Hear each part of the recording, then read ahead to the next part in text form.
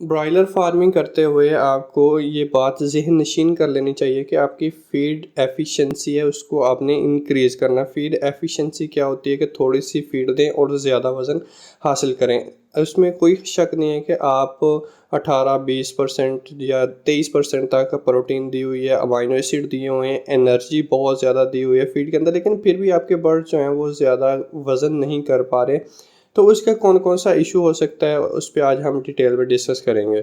अस्सलाम वालेकुम, Griffin poultry YouTube channel में आपको खुशामदीद। तो आज ऐसी टिप्स लेके आया हूँ जिससे आप अपने बर्ड्स की ग्रोथ को इंक्रीज़ कर सकते हैं। तो सबसे पहले फंगस को रोकना है, आपके बर्ड तक आने के लिए, आपके परिंदों तक आने के लिए फंगस की ग्रोथ को रोकना है। तो ये हमने सबसे पहले फाइंड करना है, ये हमने वजह तलाश करनी है कहाँ से फंगस आ रही है। तो हम साइलो से स्टार्ट करते हैं, जहाँ पे हम अपना जो कॉर्न है, मकई जिसे कहते हैं, या गंदम, चावल, सोयाबीन वगैरह स्टोर करते हैं, वहाँ से आपने शुरू करना है कि जब आपने स्टोर करने लगे हैं तो उसको अच्छे से क्लीन करें, क्योंकि जो पुरानी फीड होती है उसके अंदर अगर फंगस ग्रो करेगी है तो उसके अंदर चिपकने वाली वो फीड बन जाती है, तो जो कि साइलों की दीवारों के साथ रह जाती है। आपने बहुत अच्छे से ध्यान से उसको करना है, सेट करना है, साफ़ करना है, क्लीन करना है, ताकि जो नेक्स्ट आप ग्रेन स्टोर कर रहे हैं वो उसके अंदर फंगस ना आए। तो उसके लिए आपने बहुत अच्छे से इंस्पेक्शन करनी है उसकी।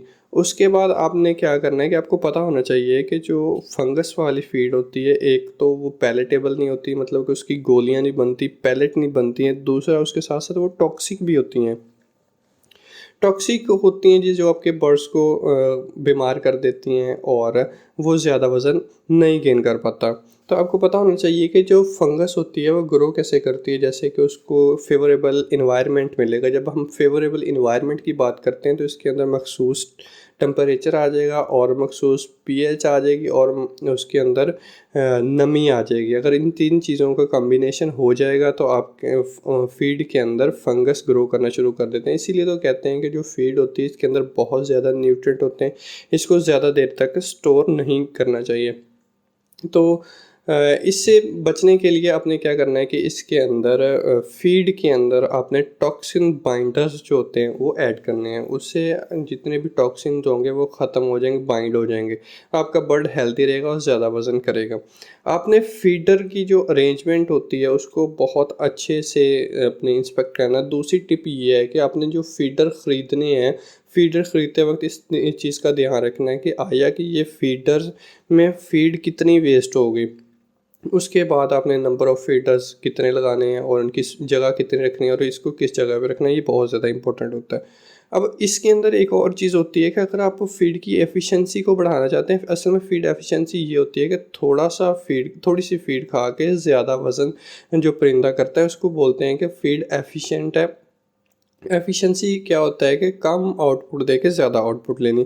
तो फीडर्स को अगर हम पानी के क्लोज रखेंगे, जितना पानी फीडर लाइन और जो आपकी पाइप लाइन होती है उसको अगर हम जितना क्लोज रखेंगे उतनी आपकी फीड इनटेक इंक्रीज़ होगी, फीड इनटेक बढ़ेगी, जिससे आपका जो परिंदा है वो ज़्यादा वज़न गेन करेगा। ठीक है।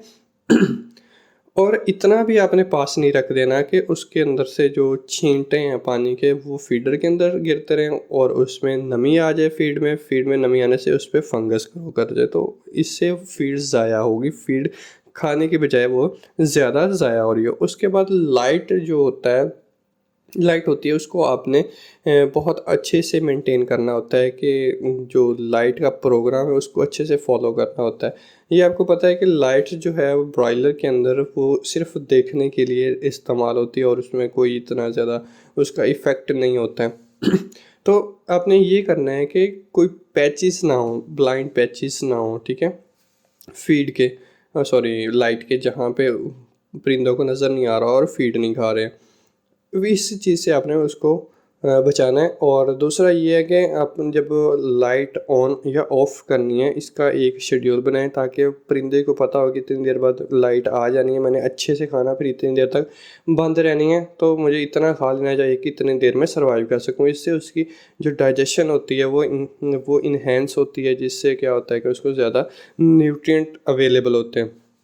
उसके बाद आपने क्या करना है कि अगर मार्केट के अंदर जो बर्ड है वो उसका रेट ज़्यादा नहीं है, तो आपने क्या करना है, ज़्यादा हैवी नहीं कर लेना अपने बर्ड को। देखें कि जितना ज़्यादा हैवी होता है बर्ड उतनी ही ज़्यादा आप कह सकते हैं कि उसको एनर्जी चाहिए होती है, प्रोटीन चाहिए होती है।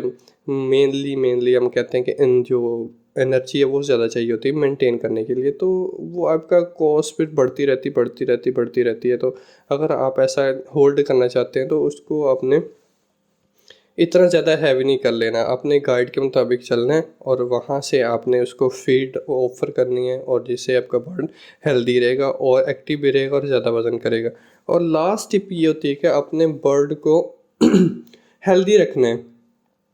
हेल्दी बर्ड जो होगा वो बहुत ज़्यादा अच्छे से सर्वाइव करता है और अच्छे से फीड खाता है, अच्छे से चलता फिरता है, और उसका डाइजेशन भी अच्छी होती है, उसका मेटाबॉलिज्म भी अच्छा होता है, जिससे वो ज़्यादा वज़न कर जाता है। ज़्यादा वज़न करने के साथ आपको ज़्यादा फ़ायदा होता है, ज़्यादा मुनाफा आता है, और मालिकान भी खुश होते हैं, अच्छे डॉक्टर आप कहलाते हैं, अच्छे सुपरवाइज़र कहलाते हैं, अगर आप इन चीज़ों को मेंटेन रखते हैं।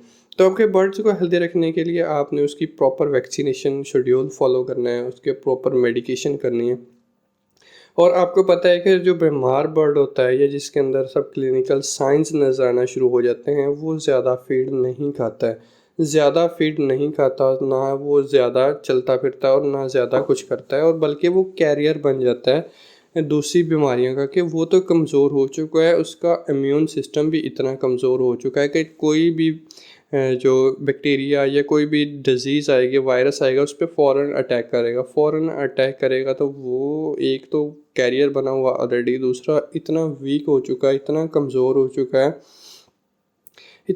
हो चुका है कि उसके ऊपर कोई भी डिज़ीज़ अटैक कर सकती है। जैसे कि अगर हम देखें तो इकोलाई जो होता है वो इतना ज़्यादा होता है, जहाँ पे रह रहे होते हैं परिंदे रह रहे होते हैं, इतना ज़्यादा इकोलाई होता है कि वो किसी भी वक्त अटैक कर सकता है। जैसे ही बर्ड की इम्यूनिटी क़ुव्वत मुदाफ़त कम आती है, जैसे नीचे आती है क़ुव्वत मुदाफ़त, वैसे ही वो ग्रो कर जाता है, जिससे क्या होता है कि आपके बर्ड्स जो हैं वो मरना शुरू हो जाते हैं। अब देखें कि इसको बीमारी आ गई है, अब इसने अगर हम इसे शुरू में ही निकाल देते तो हमारे दूसरे बर्ड बच जाते, लेकिन हमने ऐसा नहीं किया। हमने उस बर्ड को भी रखा है जो बीमार है, और उसको भी रखा है जो जिसके अंदर थोड़े बहुत साइन शो हो रहे हैं, ना तो वो वज़न कर रहा है ना कुछ और कर रहा है, ठीक है। तो इन चीज़ों को आपने ख्याल रखना है, काल पैन आपने नहीं बनाना है। तो इस चीज़ों को अगर जब आप ख्याल रखेंगे तो आप अच्छी फार्मिंग कर सकेंगे और अच्छा प्रॉफिट भी उनसे ले सकेंगे, ठीक है। तो अगर आपको मेरी वीडियो अच्छी लगी है, आपको लगा है कि कुछ इसमें मुझे सीखने को मिला है, तो मेरे चैनल को ज़रूर सब्सक्राइब करें। चैनल को सब्सक्राइब करने के साथ आपने दोस्तों के साथ शेयर करें, कमेंट करें, कुछ सवाल है तो आप लोग कमेंट कर सकते हैं और मैं उसका जवाब दूँगा, कोशिश करूँगा। अल्लाह हाफ़िज़।